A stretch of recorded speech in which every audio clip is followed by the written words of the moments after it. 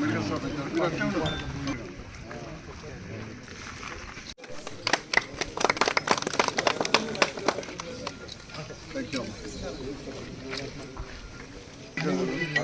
అందరు కదా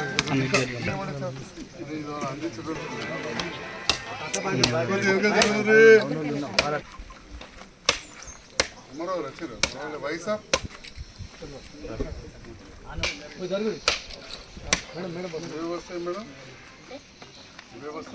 ఈ యొక్క సారంగాపూర్ మండలంలో ఉన్నటువంటి 10 సబ్ సెంటర్లలో 9 సబ్ సెంటర్లు కూడా పల్లె దవాఖానాలు కూడా మార్చబడినది. వాటికి కూడా MLHP మిడ్ లెవెల్ హెల్త్ ప్రొవైడర్ను కూడా ప్రొవైడ్ చేయడం జరిగిందండి. ఇక్కడ కూడా ఒక BSc nursing qualified mid level health provider ఉంది. ఇద్దరు ANMలు ఉన్నారు, ఆశాలు ఉన్నారు. మీకు సంబంధించినటువంటి టెస్ట్ కూడా కొన్ని టెస్టులు ఇక్కడే చేయడం జరుగుద్ది, దయచేసి గమనించండి.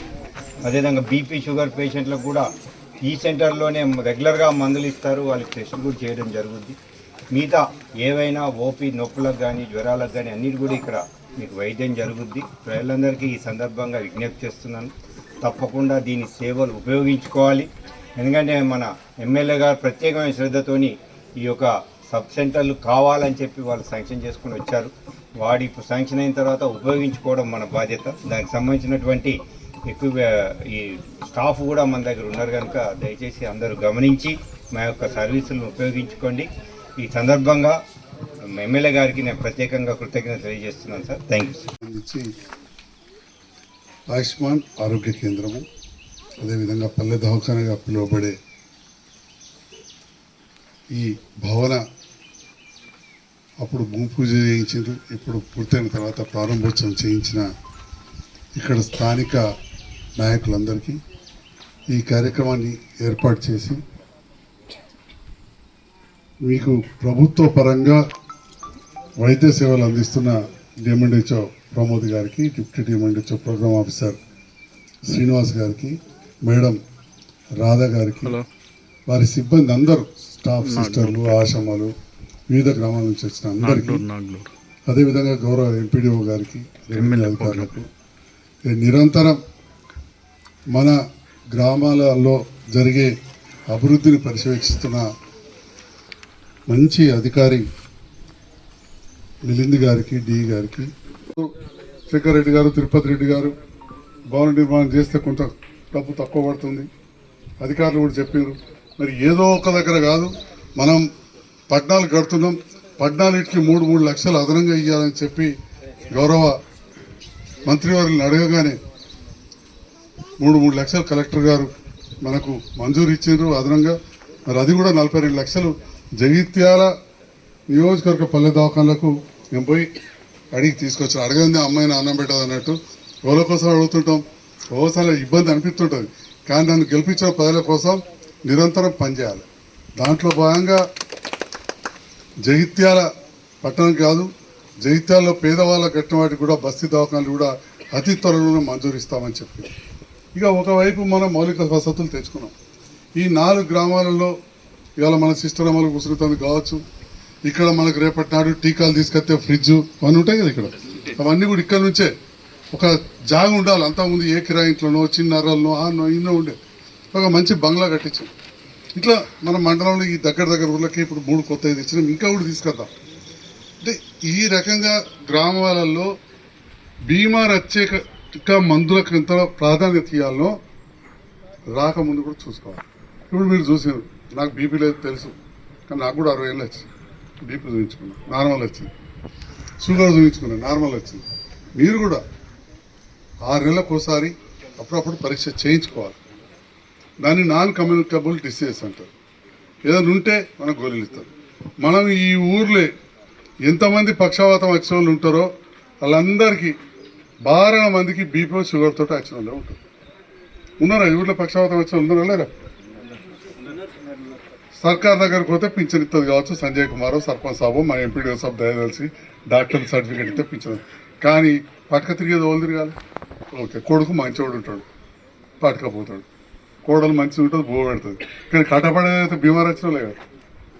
మరి అవి రావద్దు అనుకుంటే చిన్న పిల్లలకు టీకాల నుంచి మొదలు పెడితే ఏ బీమారైనా కానీ ముందుగానే చూయించుకోవాలి. ఆ మందులు వాడితే మనం ఆరోగ్యవంతులు ఉంటాం. ఇప్పుడు పసిరికలలో కొన్ని రకాలు ఉంటాయి, అది నీళ్ళతోటి వాటితోటి వస్తాయి. కొన్ని సూదులతోటి రక్తంతో వాటితోటి వస్తాయి. అవి టీకాలు వేయించుకోవాలి. ఫ్రీగా ఎత్తున్నాం మనకి హెపటైటిస్ ఫ్రీ ఎత్తాం. ఇంకొక టీకా కూడా వచ్చింది, ముందు తక్కుతుంది.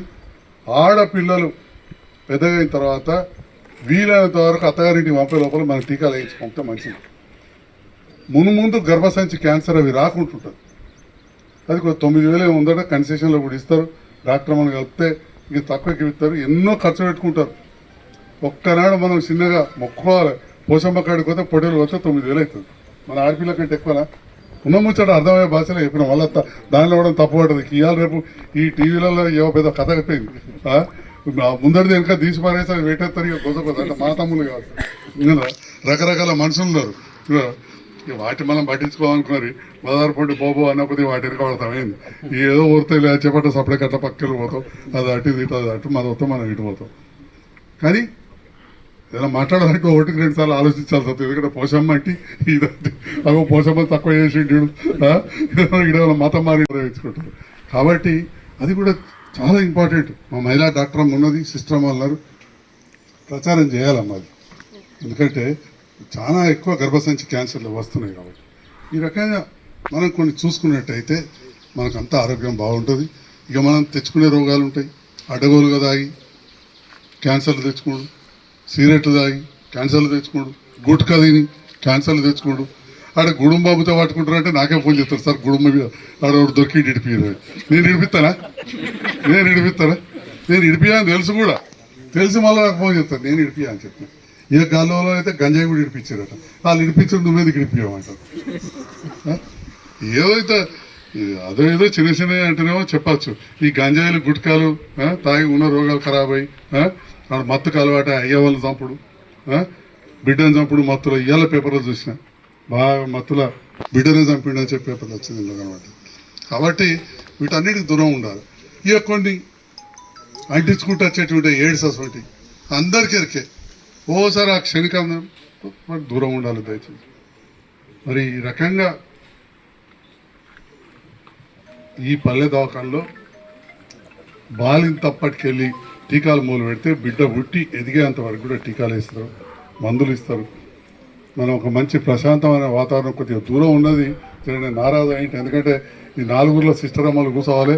ఇక మీరు ఖచ్చితంగా వాస్తవానికి ఒక క్లస్టర్ అంటే ఆ 4 ఊర్లలో ఏమైనా పెట్టచ్చు. కానీ ఇక మా ఊర్లోనే కావాలన్నారు. ఇక అది ప్రజాస్వామ్యం ఎట్లుంటుందంటే ప్రజలకు కావాలంటే అది చేసుకుంటూ పోవాలి. కాబట్టి 4 ప్రజలు కోరుకున్నారు, ఇక్కడ కట్టిండ్రు, సంతోషం. మంచిగా చూస్తేనే మంచి అందంగా కనబడుతున్నది, మంచిగా శుభ్రంగా మెయింటైన్ చేయాలి. ఇక నీళ్ళది బోర్ ఉన్నది, మోటార్ అంటున్నారు, తప్పకుండా మంజూరు చేయిస్తా అని చెప్పి ఈ సందర్భంగా నేను మాటిస్తాను. కొంచెం జ్ఞాపకం చేయండి, తప్పకుండా చేద్దాం. ఈ సందర్భంలో ఇంతమంది వచ్చారు. మరి దీంతో పాటుగా ప్రజల్లో ఉండే ఎంతోమంది ఇక్కడ నాయకులు ఉన్నారు, కుల సంఘ నాయకులు అందరికి కూడా పాత్రికేయ మిత్రులకు పేరు పేరున నా హృదయపూర్వక నమస్కారాలు తెలియజేస్తున్నాను. చాలా సంతోషం. ఈరోజు ఒక వైద్యునిగా ఉండి ఎమ్మెల్యేగా మీ అందరి ఆశీర్వాదంతో 2వ గెలిచిన తర్వాత సగర్వంగా చెప్పుకోగలుగుతున్నాం. జగిత్యాల నియోజకవర్గానికి వచ్చినన్ని పల్లె దవాఖాన్లు డబ్బులతో సహా చుట్టుపక్కల ఏ నియోజకవర్గానికి రాలేదని చెప్పి ఈ సందర్భంగా చెప్తాను. సహకరించిన గౌరవ ముఖ్యమంత్రి గారికి, ఆరోగ్య శాఖ మంత్రి గారికి మనస్ఫూర్తిగా మీ అందరి పక్షాన నా పక్షాన ధన్యవాదాలు తెలియజేస్తాను. నేను చాలాసార్లు చెప్పిన, వాళ్ళు వీళ్ళు విమర్శిస్తుంటే ప్రభుత్వంతో కలిసి పనిచేస్తున్నాడు గట్టెట్లా గిట్టెట్లా అంటే నేను ఎక్కువ మాట్లాడలే, నా పనులే జవాబు చెప్పుకుంటూ పోతాయని చెప్తాను. నిన్న కూడా పోయి ఎక్కడెక్కడికల్లా వచ్చి కొరట్ల కాడ 100 ఇల్లు కట్టిన వాళ్ళు కూడా నిన్న వచ్చి 1000 ఇల్లు కడితే తిరిగిపోయిన వాళ్ళు ఉన్నారు, మాజీలైన వాళ్ళు ఉన్నారు. సో వాటికి నేను జవాబు ఈ రకంగా అభివృద్ధి పనులు ఏదైతే చేస్తున్నామో వాటి ద్వారా చెప్తా ఉన్నాను. ఇవాళ అందరి అభిమానంతో, సహకారంతో, అధికారులతో సమన్వయం చేసుకుంటూ ప్రత్యేకంగా జగిత్యాల నియోజకవర్గాన్ని ముందుకు తీసుకెళ్తున్నాం. జగిత్యాల జిల్లా కేంద్రం అయింది, మరి వైద్యపరంగా ఇంకా ముందుకు వెళ్ళాలి.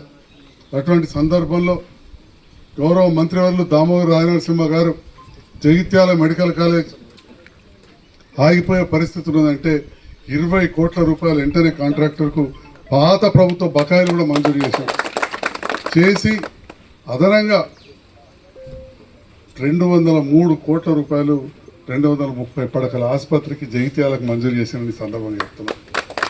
అదొకవైపు 4-5 జిల్లాలకు మనకి వస్తుంది. ఇటు మంచిర్యాల, ఇటు నిర్మల్, పెద్దపల్లి, ధర్మారంకెళ్ళి కావచ్చు, నవలకొండ దాటితే కొద్దిగా వెంకటాయపల్లి దాటిందంటే కరీంనగర్ వాళ్ళు ఇటు వచ్చుడైనా. ఈ రకంగా జగిత్యాల జిల్లాకు నియోజకవర్గానికి పనిచేస్తూ గ్రామాలలో ఇలా 14 పల్లె దవాఖానలకు అక్కడ పెంబెట్ల కావచ్చు, నాగూరు కావచ్చు, లక్ష్మీదేవపల్లి కావచ్చు, తర్వాత మళ్ళీ బయటకు పోతే కొలువాయి, తాళధర్మారం, ఈ పక్కకు పోతే మన పక్కకే మనకు ఇటు అల్లీపూరు, అయోధ్య, పూర్ణపల్లి దానిక మనం పల్లె దవాఖాన మంజూరు చేసుకొచ్చాం. హైయెస్ట్ ఎక్కడ కూడా రాలే. ఒక్క మన మండలంకు 2,79,00,000 పెట్టాం. మొత్తంగా ఈజీఎస్ కూడా దాదాపు 2 కోట్ల పైన ఇప్పటికీ వర్క్లు అయిపోయినాయి, పూర్తి అయిపోయినాయి. నియోజకవర్గ స్థాయి చూస్తే చాలా ఎక్కువ ఉన్నాయి. ఇంత చిన్న మండలమైనా కానీ అంటే ఒక సీసీ రోడ్లకే దాదాపు 4 కోట్లు పెట్టాం. పంచాయతీరాజ్ రోడ్లు కూడా మాకు రంగపేటలో చూస్తేనే నాకే బాధ అనిపిస్తూ ఉంటుంది. అది బతుకమ్మకుంట రోడ్డు కావచ్చు, అవన్నీ ఉన్నాయి. తప్పకుండా ఒకటి పెద్దమ్మ గుడి రోడ్డు పెంబెట్ల చేయిద్దాం. గత ప్రభుత్వ హయాంలో కూడా గెలిచినప్పుడు పనులు చేసినాం. అప్పుడున్నప్పుడు కూడా మీరు అందరూ ఉంటారు. అందుకే ఇప్పుడు కొంతమంది నాకు ఓట్లలో అపోజిట్ చేసిన కూడా రచన కూర్చుంటారు, గౌరవించు. నేను ఆనాడు కూడా అప్పుడున్న ప్రభుత్వం చేసే పనులు చెప్పినా దాని వెనుకబడ్డాక గెలిచిన.